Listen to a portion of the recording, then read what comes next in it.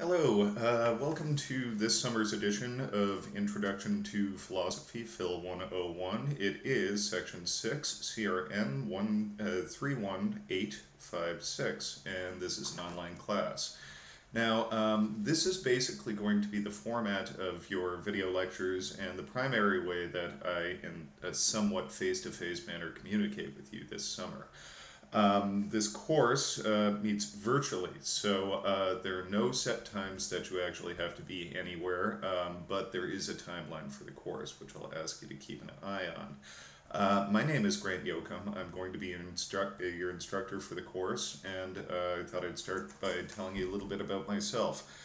I did my undergraduate work at the University of Windsor, my graduate work at Brock University in St. Catharines, if you're curious. It's about 20 minutes out of Niagara Falls on the Canadian side. I commute from Canada to teach these courses at Oakland University and have been doing so for, actually, this starts my 7th year. This semester I will be telecommuting, right, which is nice. It saves me conversations with the Department of Homeland Security, that sort of thing. So this video is actually right now being shot from my home in Windsor. As you can see, I've just moved into things are astray, no art on the walls, what have you. So that will be the deal. Now, my undergraduate training was in primarily sort of a history of philosophy kind of tract, and my graduate work is in social political philosophy and ethics. But in grad school, I developed a specialty in Eastern philosophy as well, so Buddhism, Taoism, a little bit of Hindu philosophy. So you'll see some of that come out in my examples in the teaching videos that you will be screening throughout this semester. Now, the syllabus, which you can't see on the... Anyhow, you can follow along with your printed copy of the syllabus, which is posted to Moodle now and attached to the email that I sent you the other day. It starts with the course catalog description, the general education learning outcomes and course objectives, and the cross-cutting capacities. Now, this is boilerplate information that Oakland University makes me put on my syllabus. I assume you found the course, so you've read this and have decided to take the course for some reason or another. So I'll leave that to you to review on the syllabus. My email address is listed on the top of the syllabus here. It's Yoakum, Y-O-C-O-M, at oakland.edu. So that will be your primary way to contact me. Now, there are going to be, you're having trouble believing this, but 6 texts for this course. All should be available at the Oakland University bookstore, and most are actually pretty common, so you should be able to find them at your Barnes & Noble or your used bookstores or what have you. You could probably even find online editions. Just so long as you understand that if you don't have the same books as I'm using, my page references won't make any sense to you. So it's probably best that you have these books. The first is Plato's 5 Dialogues. You're going to see mine are post-it note strewn and battered and beaten. I've been using these books for quite some time, so at the bookstore there are probably used copies of them as well. Plato's 5 Dialogues, we will be looking at this one dialogue, the Apology. So don't let 6 books scare you. We're not even going all the way through one of them. I like to start this course, confusingly it says Plato, but since these 5 dialogues are early dialogues, they're generally considered to be Socrates. And the first reading that we'll be taking a look at in the Apology is actually Socrates' trial defense. He's basically up on some serious charges, and he explains his philosophical position in his defense. So that's what we'll be reading first. After that, we will move to Plato's Phaedrus. So like I say, Socrates himself never wrote anything down.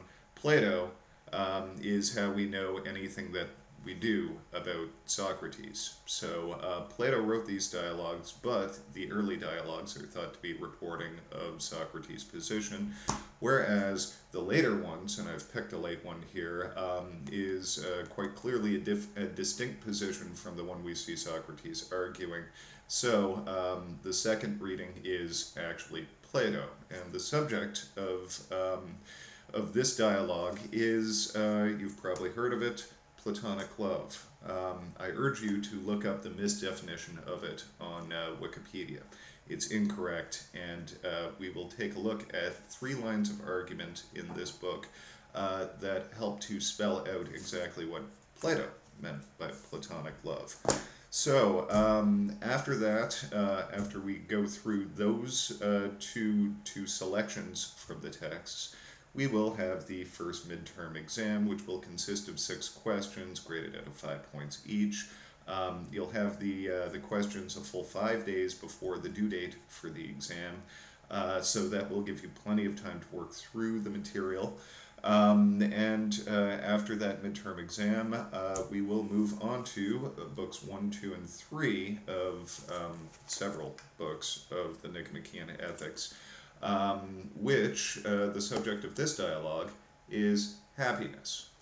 Now, at that point, this is the halfway point in the course. You don't, after the Aristotle, have a midterm. But you do actually have to shift gears, right? Because we are moving from the ancients to the one modern philosopher. You can see mine is in horrible shape and packing taped together, that sort of thing. The philosopher Thomas Hobbes, who you will see as we get into this material, is moving into something completely different. It's a different era of philosophy. His arguments will be based on different sorts of reasons and proceed by different means, though Hobbes will very much be in dialogue with all of these guys as well. So, the first section of the course is Socrates, Plato. Second section of the course is Aristotle, Hobbes. And then, like I say, on to something completely different. We move after the second midterm. I batch these in 2s. Two figures who I'm quite interested in myself. My own research actually falls into this general milieu of philosophy, and your next 2 figures will be Søren Kierkegaard, who has more pseudonyms than I have pairs of socks, and Friedrich Nietzsche, who I have actually been writing and publishing on a lot lately with regard to various selections of Nietzsche's work. In The Essential Kierkegaard, we have a very good translation of a rather short work entitled Sickness Unto Death, which I believe that's what I assigned, isn't it? Let me double check that. Sickness Unto Death, I'm correct, in which Kierkegaard is going to talk about the subject of despair, right, as it relates to his sort of pre-existentialism. Kierkegaard is considered, as is Nietzsche, to be proto-existentialists, and we'll get into what that position means as we progress in the course. Now, I picked these 2 figures because Kierkegaard is a religious Christian existentialist, and Nietzsche, on the other hand, is rather famous for his claim that God is dead, right? So these 2 positions, falling into the same branch of philosophy, are arguing from distinct positions with regard to faith. And more or less, the readings for this course culminate there. So, those are your textbooks, and I see my time is starting to run out here.